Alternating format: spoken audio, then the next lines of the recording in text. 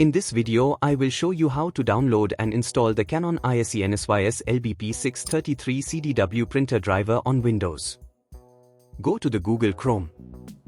Enter Canon LBP633Cdw printer driver in the search box and click on the search icon. From the search results, click on the official Canon support website for that printer model.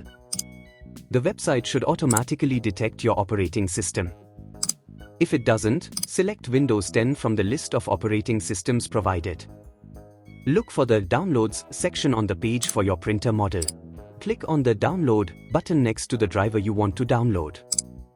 Follow the on-screen instructions to install the driver. This typically involves agreeing to terms, selecting installation preferences, and possibly a prompt to connect your printer to the computer if it's not already connected. If the installer asks for the connection method, choose USB since you are setting up the printer with a USB connection. When prompted, connect the printer via USB, turn it on first. The installer will detect the printer and complete the setup.